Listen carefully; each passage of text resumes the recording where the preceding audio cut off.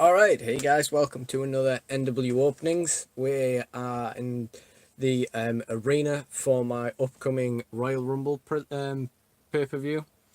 For this particular one, I do need to put something on this back wall over here, but for now these posters are going to do just fine. So on today's NWOpening, it is one of the first figures I bought when I got back into figure collecting, and that is Lord Steven Regal. Now, the reasons I think that I picked this guy up like near first is just because you can't get this guy expensive. Like, this guy's so cheap everywhere.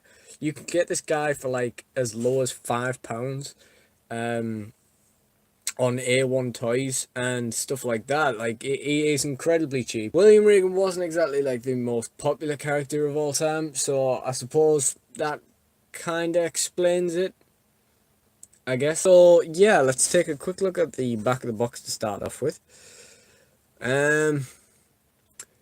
Yeah, not seeing any errors on here. Who else we got in the series? We got Roman Reigns, Seth Rollins, Devon Dudley, and Bubba Ray Dudley. Obviously, these are,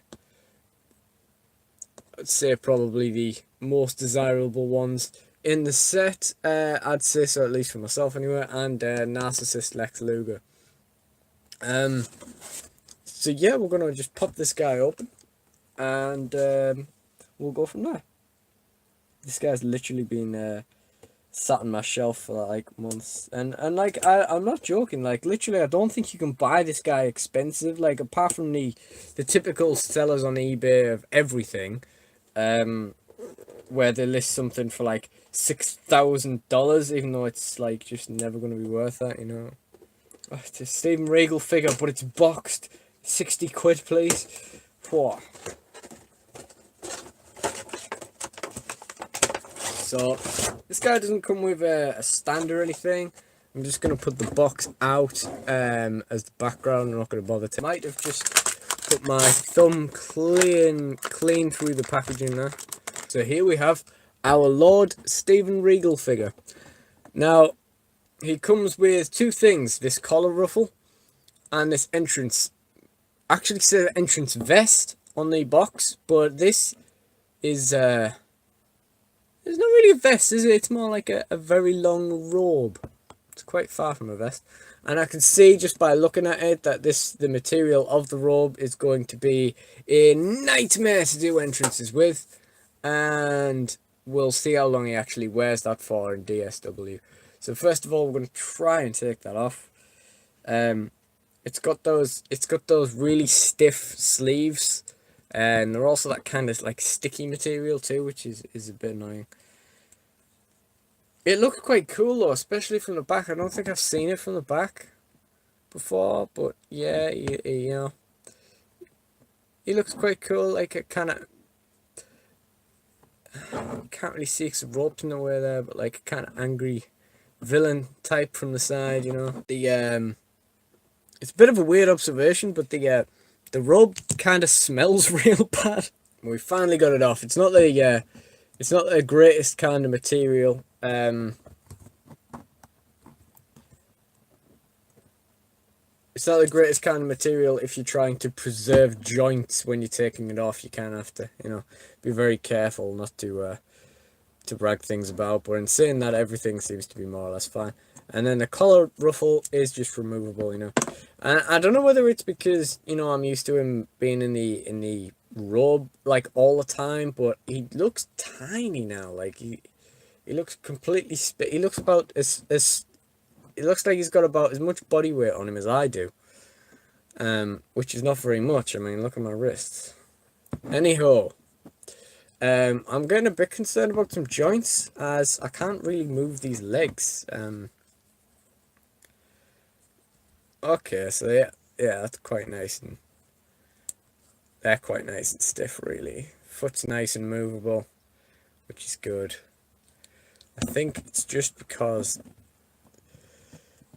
the legs are stiff, so they're both, like, if they're not separating out too well, just kind of separating at the knee. Waist joint is good. That ab crunch is, ooh, Well, at least it does move in the end, is all I'm going to say. Do you do you think the head is too big for this? I don't know. It looks like from there it looks fine, but like now, while I'm looking at it in person, it kind of looks like the head's too big for the body. I don't know. This is it from the back view. So there's no decals on the trunks or anything. He hasn't got his Made in England tattoo, whichever leg that's meant to be on. He hasn't gotten that one yet. But he does have this one of Chris on his wrist there. The head is, movable. I'm a bit concerned about the grey hair. I wasn't, it is very grey on this particular one. He does have a bit of sticky debris on the back there. Presumably from the robe, which sucks a bit. I don't know, if I was wearing a big robe, that's how I'd wear it, just dangling off my shoulders like that, yeah. So, as with all these opening videos, I'm now going to talk about where Steven Regal fits in my DSW animations. Regal's actually quite a well-pushed character, actually.